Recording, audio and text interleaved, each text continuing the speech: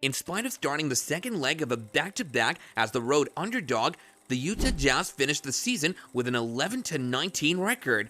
Key contributors Jordan Clarkson, Keontae George, Talen Horton-Tucker, and all-star Lauri Markkanen were not in the Utah lineup when the second half began.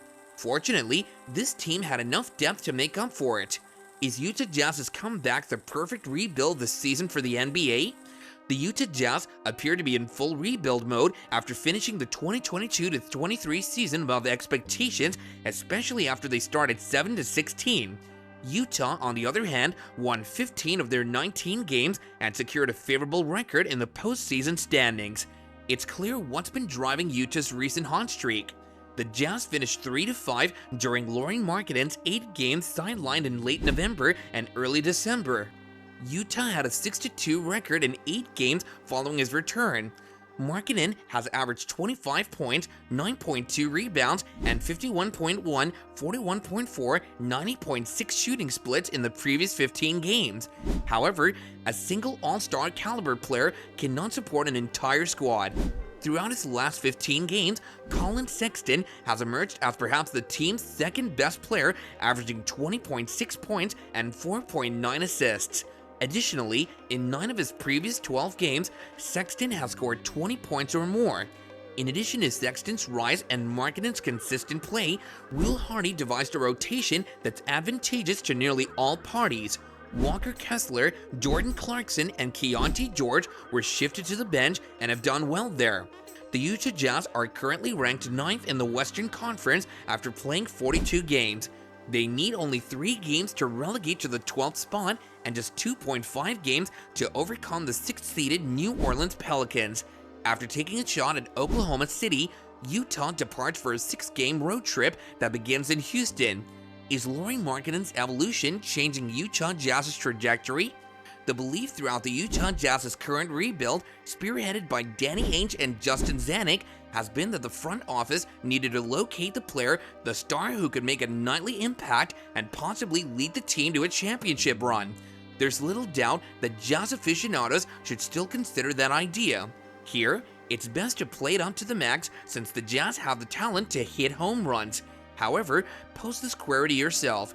What happens if the Jazz have a guy already? What happens if that player is already on the team? What if he's been making an appearance in plain view? Markkanen was accurately projected as a number 2 level player on a championship team the previous season. He was unquestionably fantastic. It's likely that he deserved to be given more consideration for the All-NBA team. He did, however, have a career season and was a fine player, and he was different from the best players in the league in a few ways. However, individuals frequently fail to realize that players get better. After a certain age, they can still make considerable improvements by working on the poor areas of their game. It's incorrect to assert that Markkanen is still the same person he was when he was 26, and people, big people, are beginning to pay attention. He's the closest thing I've ever seen to Dirk, said Rick Carlisle, the head coach of the Indiana Pacers. Carlisle spent 11 seasons coaching the Hall of Famer Nowitzki in Dallas. Utah head coach Will Hardy stated he's doing things now that he wasn't doing last year. That gives him a lot of credit. He's a big movie watcher. The Jazz won their 15th game in 19 attempts that evening, defeating the Pacers 132-105. Utah has won 6 straight games. The Jazz's season record is at 22-20. Markkanen was superior in practically every area. In just 3 quarters, he scored 32 points, pulled down 10 rebounds, and dished out 4 assists. He was the starting defensive assignment for Pacers center Miles Turner. The game was practically over when Markkanen scored 17 points in the 3rd quarter, a 12-minute masterwork. Markkanen is leaving his mark on games in a lot more ways than he did the previous season, which is more significant than the stats. Markkanen guarded Anthony Davis in Utah's victory over the Los Angeles Lakers, perhaps as well as anybody has all season. Markkanen is a versatile player who can fit into any lineup, strategy, or rotation that Hardy decides to use that particular evening.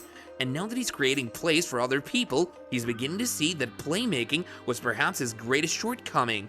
On the defensive end, he's made great development.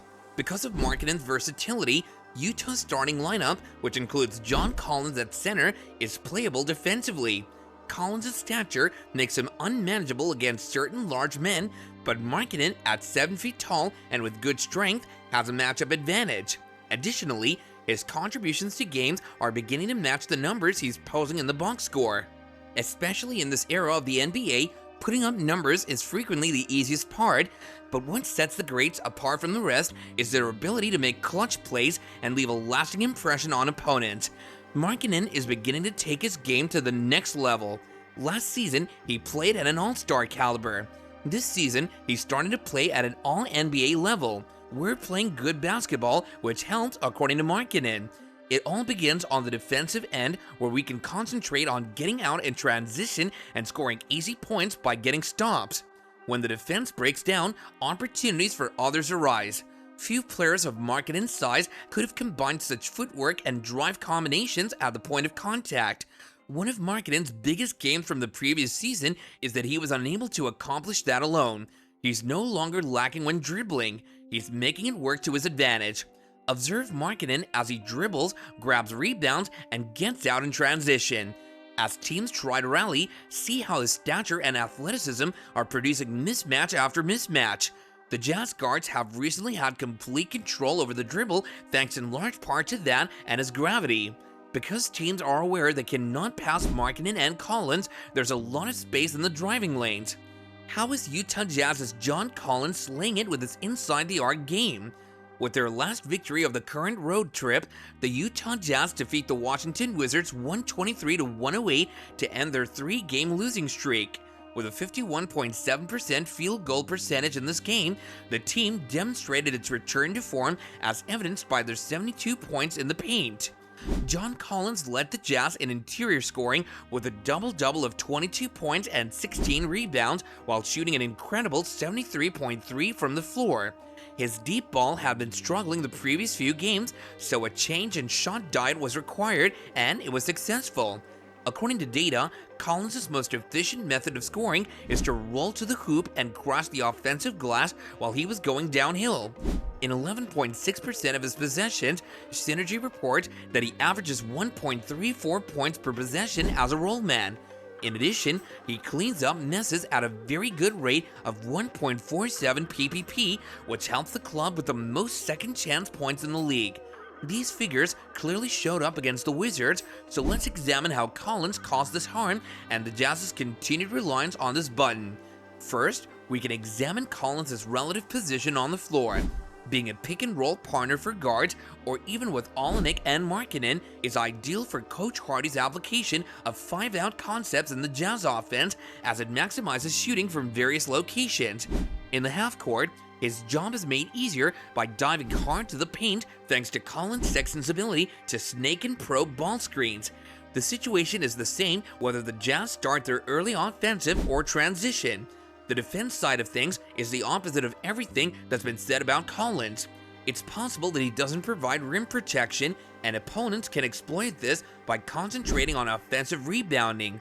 With him at center, the team went on a run, so he may be at least mediocre there. As the only big men on the court, the Markkanen-Collins combination has a .35 net rating in 412 minutes when using the PBB stats on-off data. After 136 minutes together on the court, the Jazz's Markkanen-Olynyk-Collins group is winning by a narrow score of 1.59. However, the Jazz should use Collins' performance as a model to maximize the starting lineup, particularly in the big man room. How do you feel about the Utah Jazz? Do you believe they will pull off a stunning comeback this year and win the NBA? Please provide your thoughts in the comments section down below. For more interesting stories and updates, subscribe to our channel and don't forget to press the bell icon for notifications. Bye for now.